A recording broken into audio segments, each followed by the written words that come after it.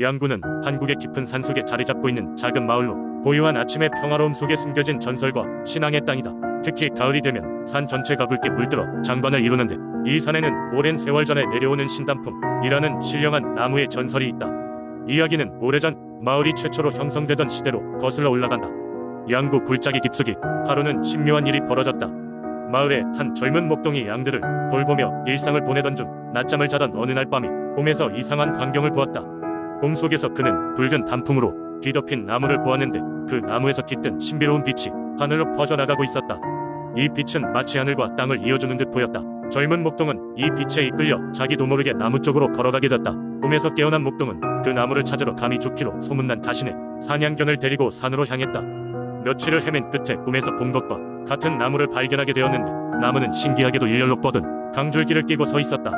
목동이 나무의 줄기에 손을 대는 순간 나무에서 따뜻한 기운이 느껴지면 서천둥 같은 목소리가 들려왔다. 이곳은 너희 내 조상의 영혼이 깃든 자리이니라.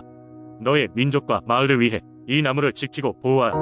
그러면 후손들에게 번영과 평화가 이를 것이니. 이 목소리는 목동의 마음에 깊은 감명을 주었다. 목동이 마을로 돌아와 마을 사람들에게 자신이 경험한 일을 이야기하자 처음에는 대부분의 사람들은 그 이야기를 믿지 않았다.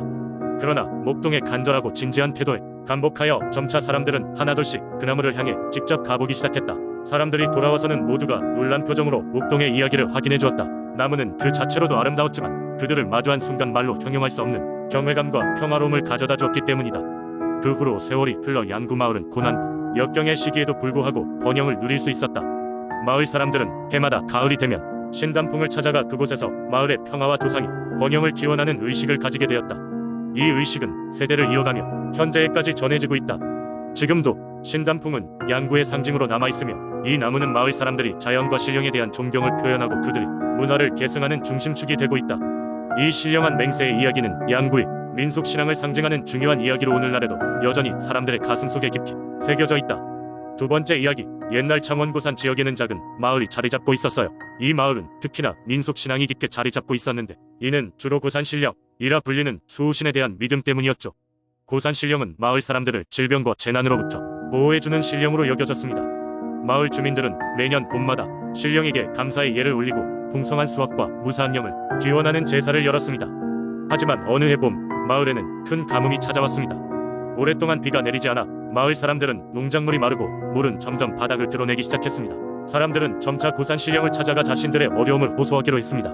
마을의 가장 나이 많은 장로는 주민들을 대표하여 산으로 올라갔습니다. 고산 정상에 이르자 장로는 신령의 제단 앞에 무릎을 꿇고 간절히 기도했습니다. 위대한 고산신령님, 우리의 기근을 들으시고 자비를 베푸소서. 우리에게 비를 내려 주시어 이 어려운 시기를 이겨낼 수 있도록 도와주소서. 장로의 기도가 끝나자 고요하던 숲은 바람 소리로 가득 찼고 장로의 눈앞에 신령의 현신이 나타났습니다. 자신의 눈앞에 나타난 신령은 보랏빛 광채가 돌며 주위를 감쌌습니다. 신령은 장로에게 말씀하셨어요. 나는 너희의 고난을 알고 있으며 비를 내리게 할 수 있다. 하지만 그 전에 나에게 한 가지 희생을 바칠 것을 요구하노라. 장로는 신령의 요구에 따라 마을로 돌아갔고 주민들과 함께 협의했습니다. 무엇을 희생해야 할지 고민 끝에 마을은 가장 소중하고 귀한 것을 바치기로 결정했습니다. 그것은 바로 마을의 유일한 수원지 근처에 있는 오래된 오동나무였습니다. 이 나무는 마을의 신성한 상징이었고 마을 사람들에게 그늘과 안식을 제공하던 것이었죠. 마을 사람들은 마음을 모아 오동나무를 베어 제단에 올렸고 동시에 마음속으로 고산신령에게 비가 내릴 것을 기도했습니다. 그리고 마치 신령의 권능을 증명하듯이 며칠 후 마을에는 비가 내리기 시작했습니다. 그 비는 오랜 가뭄을 해소하고 마을의 땅을 촉촉하게 적셔주었습니다. 마을 사람들은 신령의 은혜에 감사하며 다음 해에도 변함없이 고산신령의 제사를 지내기로 약속했습니다. 이후로도 마을은 매해 봄이 되면 가장 소중한 것을 고산신령에게 바치며 마을의 평화와 안녕을 빌었습니다. 그렇게 고산신령과의 신뢰를 쌓아가며 마을은 번영을 이루어갔고 신령에 대한 이야기는 지금도 고산의 바람 속에서 전해지고 있습니다. 세 번째 이야기, 옛날 옛적 인천의 바닷가 마을에는 해신당이라는 신비로운 장소가 있었다. 해신당은 바다의 신에게 바쳐진 사당으로 이곳에서는 마을 사람들이 바다에서의 안전과 풍어를 기원하곤 했다. 이 마을 사람들은 대대로 바다와 함께 살아왔으며 그들은 바다가 주는 은혜에 늘 감사하는 마음을 가졌다. 그러나 때때로 바다는 제멋대로 모습을 바꿔 마을 사람들을 공경에 빠뜨리곤 했다. 폭풍이 몰아칠 때면 바다는 사납게 변하였고 어부들은 고깃잡이를 나갔다가 돌아오지 못하는 경우도 많았다. 그런 어느 날 마을에는 오랫동안 지속된 폭풍으로 인해 큰 피해가 생겼다. 많은 배들이 난파되었고 마을 사람들은 고기를 잡아 생계를 이어가는 것을 걱정해야 했다. 그 절박한 상황 속에서 마을의 장로들은 해신당에 모여 천지신명께 간절한 기도를 드렸다. 장로들은 이날이 지나면 다른 날의 2배에 이르는 어획량이 올 것이라는 믿음을 가지고 있었다. 그리고 장로들뿐만 아니라 온 마을 사람들이 해신당 앞에 모여들어 함께 노래를 부르고 춤을 추며 바다 신께 정성껏 기원하였다. 그들은 바다가 다시 평온한 모습을 되찾아주기를 간절히 바랐다. 기도가 끝날 때쯤 마치 기적처럼 하늘이 맑아졌다. 바다는 금세 잔잔해졌고 포근한 햇살이 마을과 바다 위를 어루만졌다. 그날 이후로 믿기 어려운 일이 벌어졌다. 마을의 어부들이 바다로 나갈 때마다 예전보다 훨씬 풍성한 수확을 거두게 되었던 것이다. 사람들은 해신당에서 드린 기도의 효과라고 믿었고 이로 인해 해신당은 더욱 신성한 장소로 여겨졌다. 매년 그날이 되면 마을 사람들은 해신당으로 모여들어 축제를 열었다. 그들은 바다의 은혜를 기리며 춤과 노래로 바다신께 감사를 표했다. 이 해신당 축제는 마을을 넘어 인천 일대에 널리 알려지게 되었고 많은 사람들이 그 행사를 보기 위해 방문하였다. 인천의 해신당 이야기는 단순한 전설로 그치지 않고 오늘날까지도 이어져 내려오는 전통과 믿음을 담고 있다. 사람들은 여전히 바다가 주는 은혜에 감사하며 바다의 안전과 풍요를 기원하는 해신당의 이야기를 소중히 간직한다. 이는 바다와 함께 살아가는 인천 사람들의 강인한 정신과 자연 앞에서의 겸손함을 보여주는 아름다운 이야기다. 네 번째 이야기, 강원도 강릉은 사방이 산으로 둘러싸여 있고 동쪽으로는 푸른 바다를 마주하고 있는 아름다운 지역입니다. 이 지역의 사람들은 예로부터 자연을 경외하며 그 속에서 살아가고 있었으며 이러한 환경 속에서 강릉만의 독특한 민속신앙이 발달하였습니다. 그 중에서도 강릉 사람들은 오방신을 가장 중요하게 여겼습니다. 오방신은 동서남북과 중앙 5방향을 지키는 신으로 각각 청렴, 백호, 주작, 현무, 그리고 황룡으로 상징되었습니다. 강릉 사람들은 이 오방신이 강릉을 수호하고 번영을 이끌어준다고 믿었습니다. 각각의 신은 그들이 맡은 방위를 보호하며 그 방향에서 오는 재앙이나 악령을 물리친다고 여겼습니다. 예를 들어 동쪽을 지키는 청룡은 바다에서 오는 풍호를 주관하며 동시에 바다로부터 오는 태풍이나 해일로부터 마을을 보호하는 역할을 했습니다. 서쪽의 백호는 산짐승들과의 공존을 도모하고 마을의 평화를 유지하는 임무를 가지고 있었습니다. 남쪽의 주작은 하늘을 날아다니며 핏빛으로 물드는 강릉의 저녁 하늘을 지켜보기도 했고 불길한 징조가 보이면 이를 경고하는 존재였습니다. 북쪽의 현무는 강력한 방어벽 같은 존재로 이 지역을 병이나 역병으로부터 지켜주는 신이었다고 전해집니다. 중앙의 황룡은 이 모든 신들을 통합하고 보좌하는 신으로 이는 곧 강릉 지역의 조화와 균형을 의미했습니다.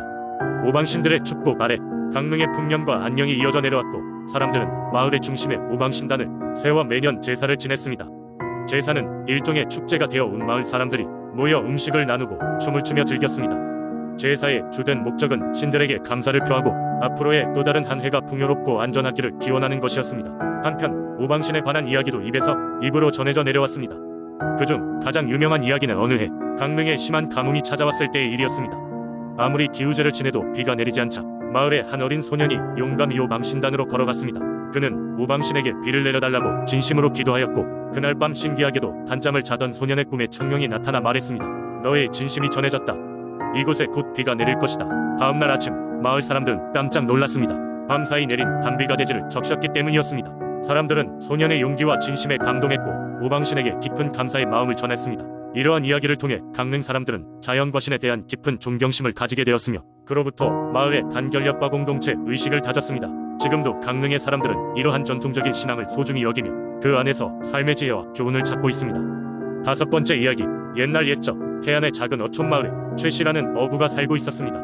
최씨는 바다를 사랑하며 고기를 잡아 가족을 부양하는 평범한 사람이었으나 그는 바다에 대한 깊은 존경심과 두려움을 동시에 가지고 있었습니다. 태안 해안선은 어느 날 갑자기 사나운 파도와 함께 드러나는 위험한 암초들로 유명했기 때문입니다. 어느 여름날 최씨는 이른 아침부터 바다로 나가기로 결심했습니다. 그날은 하늘이 맑고 바람이 잔잔했기에 그는 좋은 조항을 기대했습니다. 최씨는 준비를 마치고 자신의 작은 배에 올라탔습니다. 그는 가족을 위해 많은 고기를 잡을 수 있기를 기원하며 출항했습니다. 바다 위에서 몇 시간 동안 그는 열심히 노력했지만 그날은 유난히 물고기가 많지 않았습니다. 실망한 최씨는 멀리 항해하여 새로운 낚시터를 찾아보기로 결정했습니다. 그리고 드디어 그의 눈앞에 흥미로운 곳이 나타났습니다. 그것은 바다 한가운데서 솟아오른 축복의 섬처럼 보였지만 사실 아무도 쉽게 접근하지 않는 위험한 지역이기도 했습니다. 최씨는 용기를 내어 그곳으로 향했습니다.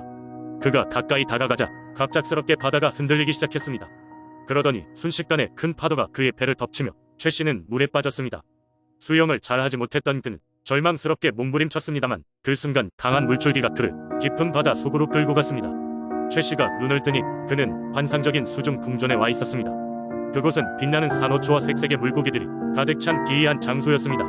최씨는 놀라움과 공포에 얼어붙었지만 그 앞에 나타난 장엄한 존재가 바로 이 장소의 주인임을 직감했습니다. 그것은 다름 아닌 바다의 용왕이었습니다. 용왕은 최 씨를 바라보며 말했다. 인간이여, 내가 나의 왕국에 들어온 것은 우연이 아니니라. 나는 오래도록 이 바다를 지켜왔고 너의 진심을 알고 있다. 넌 바다를 사랑하지만 바다를 두려워하기도 한다. 하지만 두려움 속에서도 내 가족을 위해 용기를 냈기에 너에게 경고를 줄 뿐 아니라 은혜를 베풀고자 한다. 용왕은 최 씨에게 바다의 진리를 전수하겠노라 약속했습니다. 그는 바다의 흐름과 생명, 순환에 대해 이야기하며 최 씨가 어떻게 자연을 이해하고 존중해야 하는지를 알려주었습니다. 또한 그에게 일부 특별한 능력을 부여했습니다. 그날 이후 최 씨는 바다의 날씨를 예측하고 배를 위험으로부터 지킬 수 있는 힘을 얻었습니다. 깨어난 최 씨는 해변에 다가왔습니다. 모든 것이 마치 꿈처럼 느껴졌습니다. 그러나 그의 마음속에는 용왕의 가르침과 은혜가 깊이 새겨져 있었습니다. 그는 마을로 돌아와 자신이 겪은 기적의 이야기를 나누었고 사람들은 최 씨의 체험을 통해 바다를 존중하고 크게 경외하게 되었습니다. 이후 최 씨는 전보다 더 안전하고 풍요롭게 바다에서의 삶을 살아갔으며 마을 사람들은 그의 전설적인 이야기를 통해 태안의 바다 용왕 신앙을 더욱 공고히 했습니다. 이 이야기는 세대를 내려가며 마을 사람들에게 전해져 사람들에게 자연에 대한 경외심과 겸손함을 가르치는 교훈이 되었습니다.